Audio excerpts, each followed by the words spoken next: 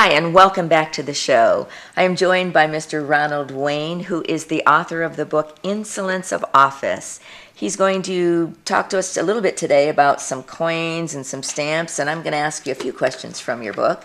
Okay. But I see you have this collection of coins here. Would you tell me a little bit about what these are and what we need to know? Yeah, this is just a sample representation, starting actually with the stamps. Stamp collecting in terms of human history is relatively new in the sense that the first postage stamp was printed in England in 1840. The U.S. didn't have postage stamps until 1847. But for the last half of the 19th century and another 70 years after that, stamp collecting was the world's #1 hobby. Right. And that's not surprising since most people at that particular point in time rarely got 50 miles away from their birthplace in their lifetime. Oh, right. And if they had a stamp from Italy or Zanzibar, it might just well have come from Mars. Right. It was their reach to the outside world. And of course, the artistry, the history associated with it, and so on, made stamp collecting a #1 hobby, followed close behind by coin. Coin has since overtaken. And in the modern world, with all the distractions that are available and electronics and various other hobbies that come along, these have kind of slipped into the background, but there are still very, very serious collectors. You have stamp collectors who are so devout in their collecting that if they're really serious, a stamp collector may find some stamp he was looking for, and the kids may not eat next week, but he's going to have that stamp in his collection. Right. And these guys buy and never sell. Then, of course, you have the other end of the scale where people deal in stamps. They buy something because they think they can sell it for more later on. Oh, right. Okay. So it's kind of an investment type. It's on one end of the scale or the other, or someplace in between. What people have to know about stamp collecting in particular is that there is a huge difference between retail pricing and wholesale pricing.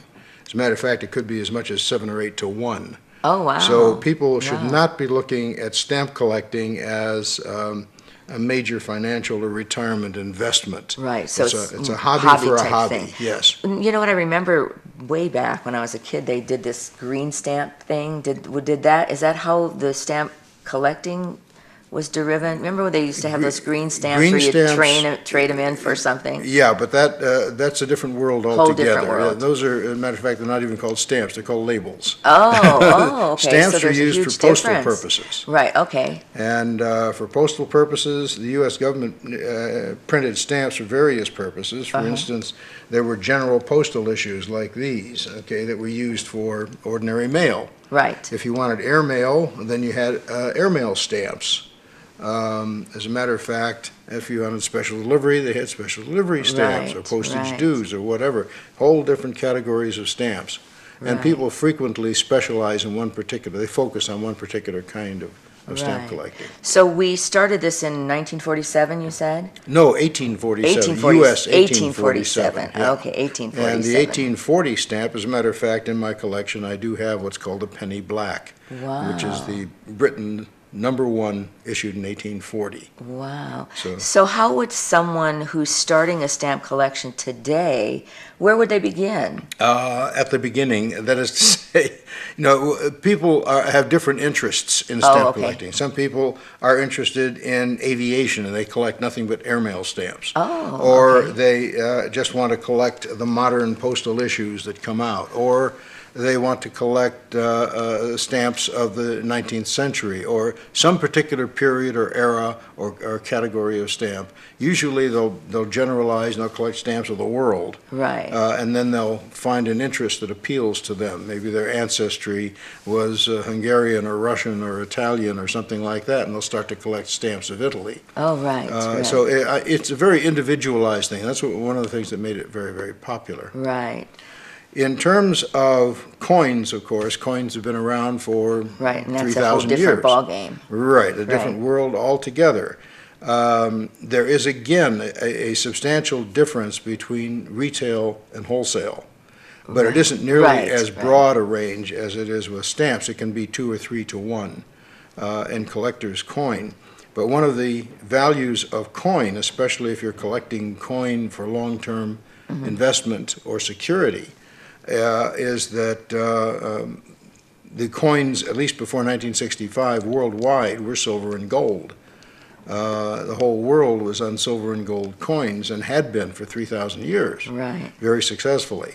But World War II changed that. It was actually World War II that brought an end to gold and silver-backed currency Right. and replaced it with what we call fiat money, money by decree, money because government says it's money. Oh, right. Now, is this something you talk about in your book? That is something I talk about extensively in my book and something that people should read and understand because it's vital to their personal security. When a country is on worthless paper money, as the whole world has been since World War II, you get what we have gotten worldwide since World War II, Right. which is a 2,400 to 4,000% inflation, and that inflation is geometric. It's growing up at a faster and faster and faster pace. And we are facing, in some time in the not too distant future, unfortunately, a worldwide fiat money collapse. We will be forced back to the gold and silver that was currency for 3,000 years. Why? Because gold and silver cannot inflate, Right. which means your savings is secure just in the coin in your pocket. And that security is critical if you're saving for your old age. Right. For example, 100 years ago, somebody had a $20 gold piece, and they'd take a brick out of the fireplace and put the gold piece behind the brick and put the brick back and write on the brick, right, there is right, no yeah. gold behind this brick. And Or build a bookcase in front. Yeah. and they would dig that up 20 years later, and it actually bought more than on the day they buried it. Right. And there was no personal approval required. Government didn't have any involvement in it. And there was no hold on it when you put it in that Precisely. safe, right? In other words, it was real security. You could save for your old age, and nobody needed to know anything about it. Right. And you didn't need anybody's permission. Wouldn't that be nice? Right. Today, unfortunately, with fiat money and its inflation, Right. the problem is that saving for long-term security is a hazardous adventure at best. You find yourself trying to invest in more and more risky things for the return, trying to beat inflation and taxes, and it's an unwinnable game. Right. So if you want to save, this is your form of savings. Gold, such as, for instance, these gold Swiss franc pieces. Each one of those is 3/16 of a troy ounce of gold. You have silver bullion pieces, which are commercially struck, or U.S. government 1 ounces, or every major government in the world strikes 1 ounce silver pieces. Wow. And as a hobby, of course, people can collect silver coin Oh, right. or right. gold coin. Right. This happens to be a collection of Franklin half dollars for the full collection from 1948 to Right. 1963. My mom used to collect Right. those. These, of course, are the famous silver dollars. The Morgans were struck from 1878 Right. through 1904. Then they stopped making them until after World War I, and they began striking silver dollars again in 1921. The first ones were Morgan, and after that they had this peace design, which commemorated the end of World War I. Uh-huh. And these were struck until 1935. I can remember always wanting to get a silver dollar. That was always a special thing when we got a silver dollar for a gift, Yes. birthday or whatever. So again, now if someone wanted to begin a coin collection, what would your recommendation be? How do they get started? What's the best way? Well, if you can find someone who is in possession of silver or gold coin and they wish to sell it, that's Right. the best way to do it. If you can't do that, then you have to go to a dealer. Right. And a dealer, if you're buying just ordinary silver or gold, a dealer will usually charge anywhere from 5 to 7%. It shouldn't charge more than 5 to 7% over the spot price at that particular point in time. Oh, okay. If you go to sell it, you can expect that they will pay 5 to 7% under. It's the same thing as if you bought stocks or bonds. Right. There's a commission on it. It's the difference between the buy and sell price. But that should not be much of a concern, since gold and silver are increasing at a spectacular rate. And over a long span of time, silver will increase in buying power twice as fast as will gold. I'll explain that in a moment. But Silver pieces or gold pieces are in the form of governmentally issued bullion coin or ordinary street silver coin that was struck before 1965 Right. is your best form for long-term security. These are available almost anywhere. There are coin dealers everywhere. I happen to be in town. I deal in coins and Oh, stamps. okay, so you're the person we would come to. Precisely. Oh, okay. You'll find my ad, I've been advertising continuously in the Nifty Nickel, for instance, for the last 7 years at least. Okay. To show you the security that is obtainable from gold or silver, I came to Pahrump in 2004. Uh-huh. And at that time, I had sold a house in Florida, and I pulled $110,000 out of that property. Oh, wow. I put One half of the of lucky it. ones. Well, this was before the big crash. And what I did with that, I put half of it into the property that I now have, and the other half I bought gold at $400 an ounce. Wow. Today, of course, it is $1,700 an ounce. Wow. And of course, because investment. I have known about this for at least 40 years and anticipated today's world, that purchase was not a lucky break. I knew Right, exactly right. You knew what was you were coming. doing. And if people read my book, they Right. will have a picture of what is I'm coming gonna read your book. based upon facts and historical evidence, which people are encouraged to secure, look to at the determine facts. for themselves. Secure, in other words, determine the accuracy of these facts for Right. yourself. Don't take anybody's word for anything, not even mine. Check out the facts. I'm a recalcitrant liar. Okay. Well, I know we're running out of time. I just got the signal. We're almost up out of time, but there is one question I had, real Yes, of quick course. question. You said there's something that everyone should know about the election coming up. Real quickly, can you give us one tip? Oh, boy. Oops. Unfortunately, we're out of time. We're going to get you on again to talk about that. Okay, very So good. thanks, Ron. It's been a pleasure. And Very for me, informative. thank you very much. Hi, and welcome back. Wasn't that an interesting show today?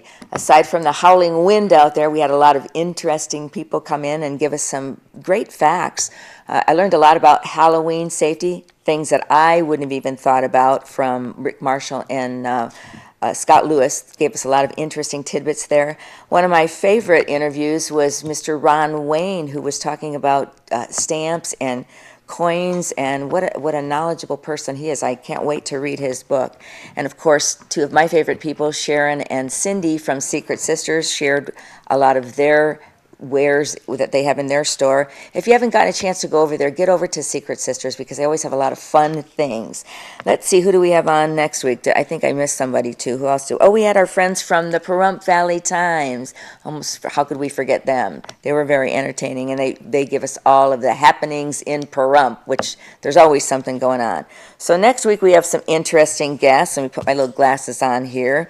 We have Flo, who's going to come back and tell us some history information. She's always full of information on Pahrump, which is fun. We have Bill Kobarger, who's going to talk about the theme park. Everybody's interested in finding out that information, so that'll be fun. And Yvonne Silva is going to come back and play some music for us. And then we will have something on Death Valley Junction. We're going to look at the museum there and different things going on in Death Valley there. So that'll be a fun show. So please come back and watch. And those of you who are going to have different Halloween parties to go to this week or beginning this week, make sure you check out that Halloween safety website.